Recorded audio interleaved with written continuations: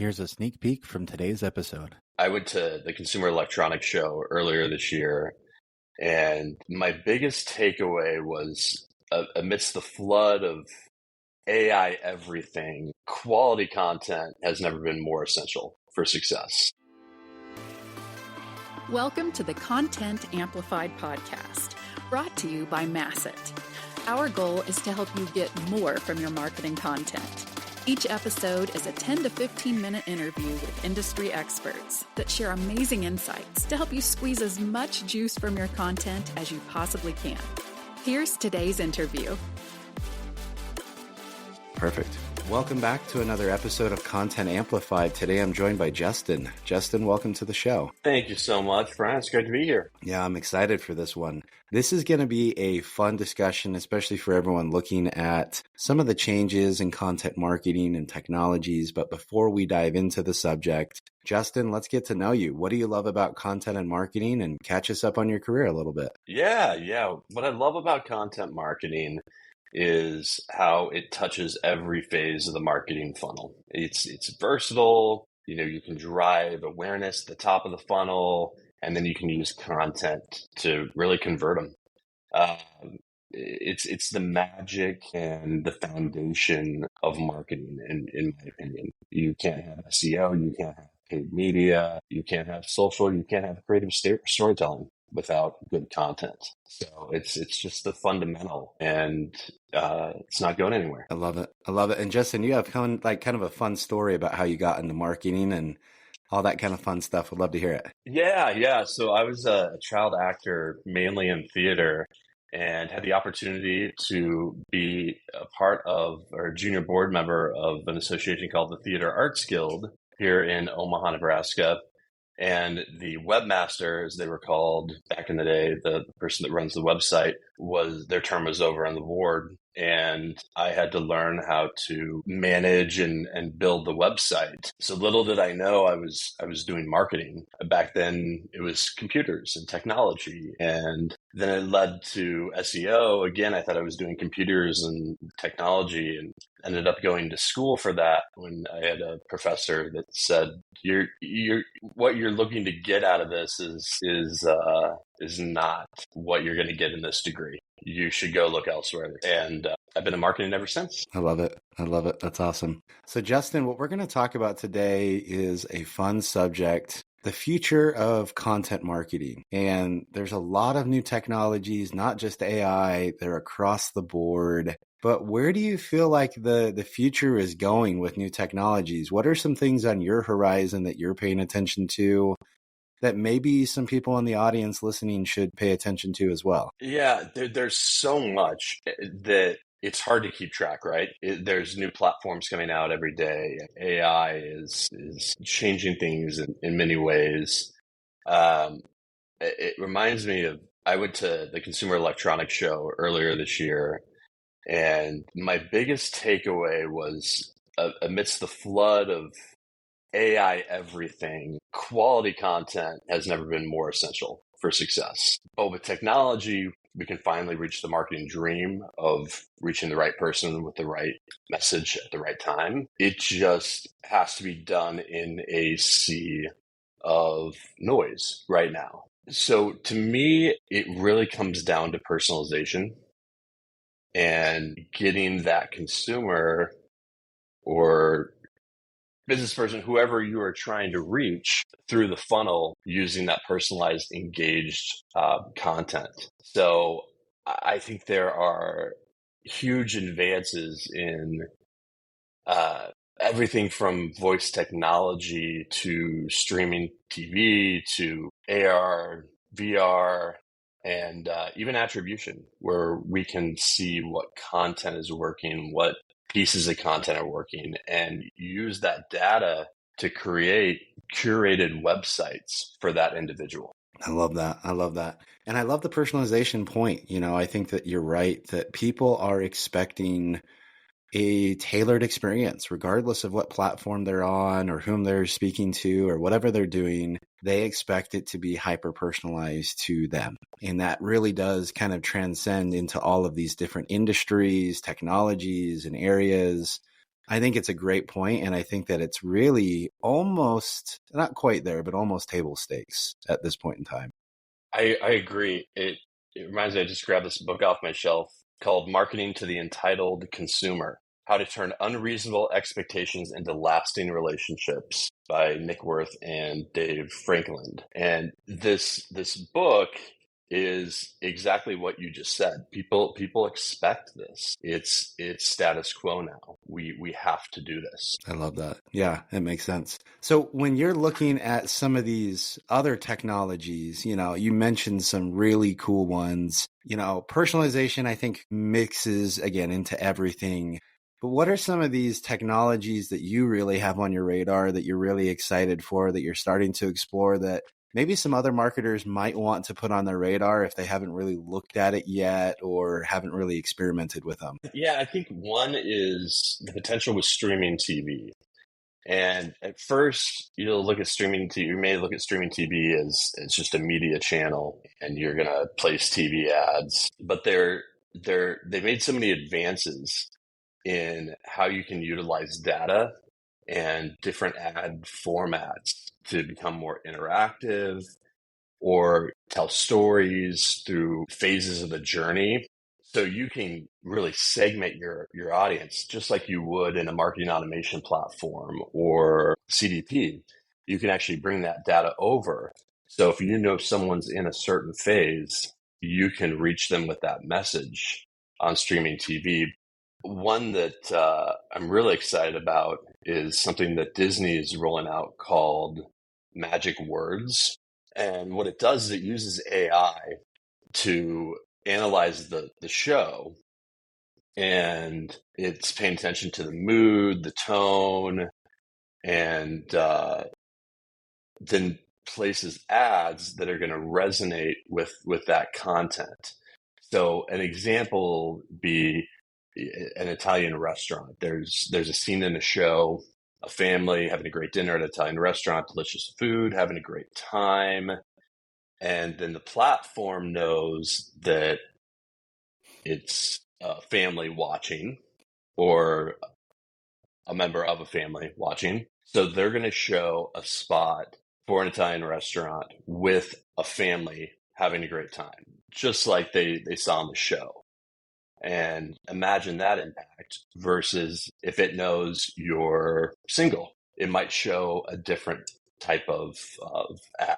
So you can tell these different stories based off of the data and even the content of the show, which I just find amazing. I love that. That's interesting because you're talking about really storytelling, but making sure that you're doing it from different perspectives. Obviously there's different personas and different things like that, but not even just the connected TV, but even with personalization, looking at content and saying, hey, I've got 3 different personas or people that could buy from me.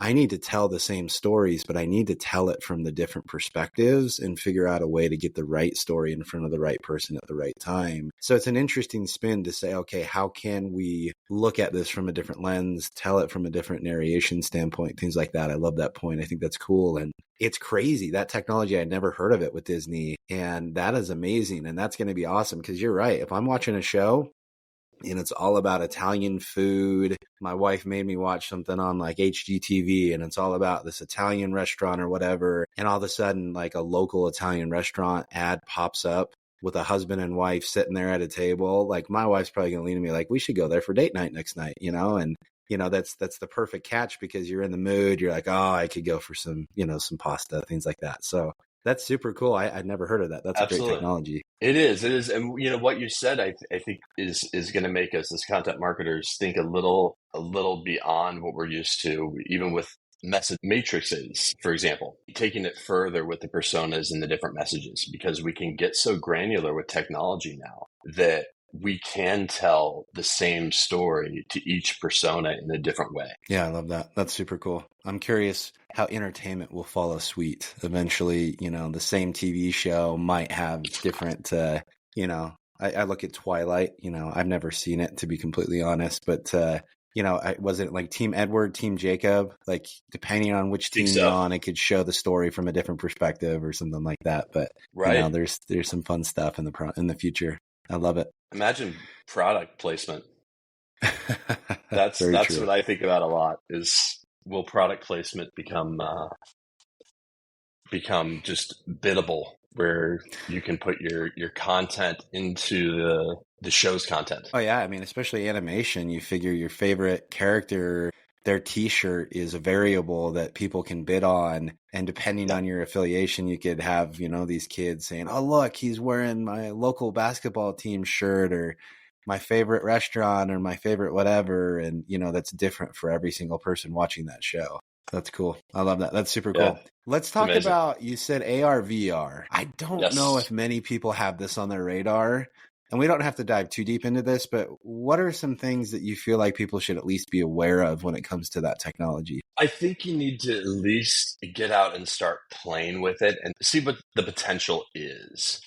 I think we all know we're not quite there yet, but the industry is doubling down on it. Meta's doubling down on it. They changed their whole name and are sticking with it. It's something that I thought at first was gimmicky, and now we're starting to see that it has potential. Whether that's going to be the metaverse, probably unlikely, but it's going to present new ways to interact with consumers. And with that, there are going to be new ways to tell stories to consumers. One that I think about with AR VR is a simple one that a lot of people already have access to, or you can get access easily, is Snapchat. Snapchat's filters have been around for years, but they've increasingly become more and more advanced. And I was playing with one the other day that was about travel and vacationing. And it takes you through an interactive quiz using your head. So you nod, or point your head, tilt your head to what you want to select. And first has you select one of your best friends who you want to go on a trip with. Then it said, do you want to go to the ocean? Do you want to go to the mountains? And you create this experience, and then you can share it with that other person. And of course, it then takes you to a call to action and wants you to engage. But I probably played with it for 35 minutes and just nodding my head on my phone, going through this interactive quiz that's collecting data, but in exchange for a good time and good Yeah. quiz experience. Yeah, that's an interesting point. I think people's expectation of how they're going to interact with brands is changing. Like you just said, like you just had this interactive experience with a company and you were really like able to engage and yeah, like you said, give a bunch of your data up by what you like and what you don't and all that stuff. But I even the other day, and this was just an experiment, wrote an article and I said, "Hey, Chat GPT, here's my article. Make a game that I can embed on my website that relates to the article."